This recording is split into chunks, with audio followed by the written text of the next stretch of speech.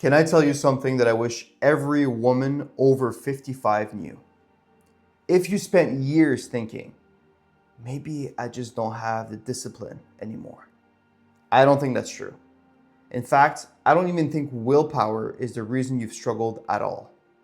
Now, I know it's a bold statement because you've probably blamed yourself hundreds of times. You've promised yourself, Monday will be different.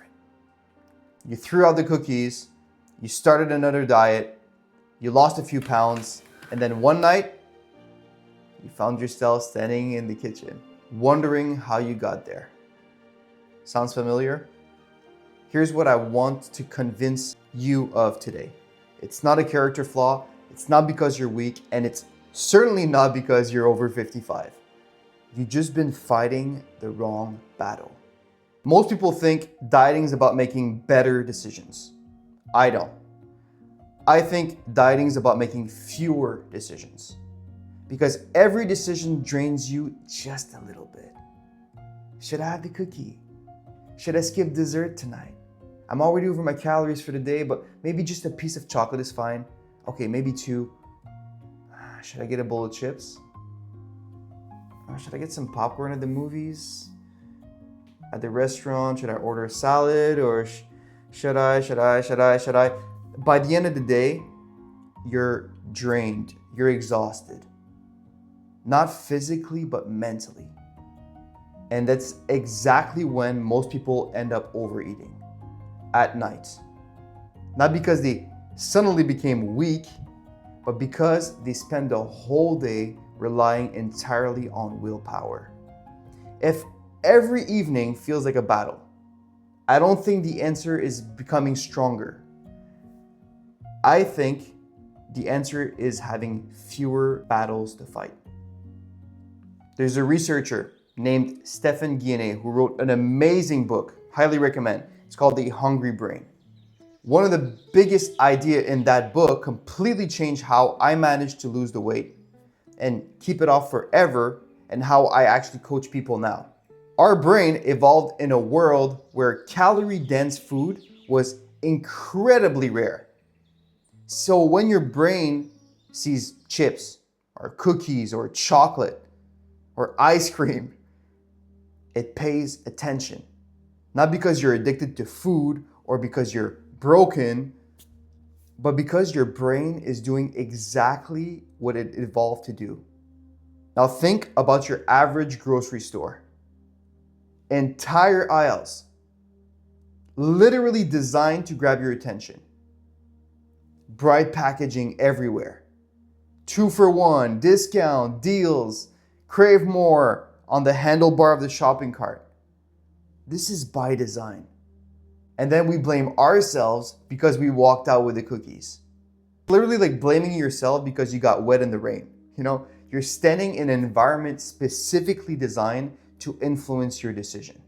So instead of trying to become more disciplined, change the environment. This is where almost everything changes. Don't try to become the person who says no to cookies. Become the person who simply doesn't keep the cookies in the house. That sounds almost too simple, I know, but think about it. It's 9:30 at night. You're tired. Kind of watching TV. You're kind of hungry. You open the pantry and all you see is like a can of tuna, air pop popcorn, Greek yogurt, some fruits. Kind of shrug and you're like, okay, close the door. Then you go back on the couch. No battle, no guilt, no willpower. Now imagine there's your favorite chocolate sitting right there on your counter. Now you're negotiating. Now you're fighting yourself. You're exhausted. That's the battle you want to eliminate at all cost. Not win, you want to eliminate it. This is also why I actually like saving more calories for the evening, personally. Not because intermittent fasting is magical, it isn't, okay? But because evening are when most people struggle. During the day, you're working, you're having friends over, you're running errands, you're going for coffee, you're just living life. So you're distracted. Food isn't constantly on your mind. But after dinner, you're watching TV, the house gets quiet, That's when the craving kind of creeps up. So instead of spending all your calories before lunch, save some. Have a satisfying dinner. You leave room for dessert if you want one. And now when the cravings come, you're already full.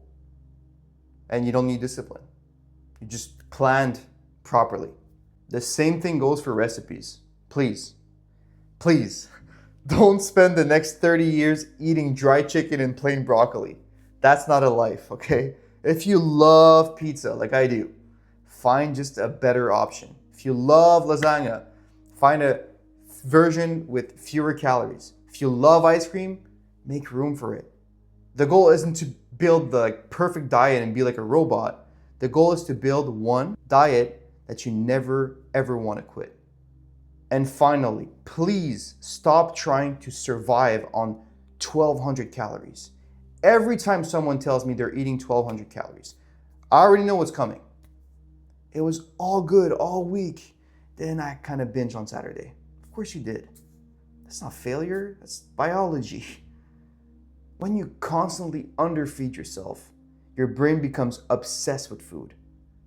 So instead of asking, why can't I just stick to my diet? Ask a better question. Why did I build a diet nobody could stick to, except maybe a toddler? That's two different questions. If I could ever leave you with just one idea today, it would be this. Stop trying to become more disciplined. Become someone who doesn't need discipline very often. You build an environment that works with your brain. Instead of asking your brain to fight itself every freaking day, because here's what I genuinely believe. For real, you don't need more willpower. You need fewer battles.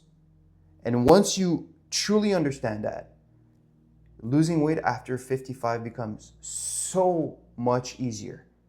If this video changed the way you think about dieting, let me know in the comments below what's one change that you're actually going to implement to your environment this week. And if you're ready to build habits that will actually last the next 20, 30 years, feel free to subscribe to this channel, the little button right here, because this is exactly what we do here. Love you, and I'll see you in the next video.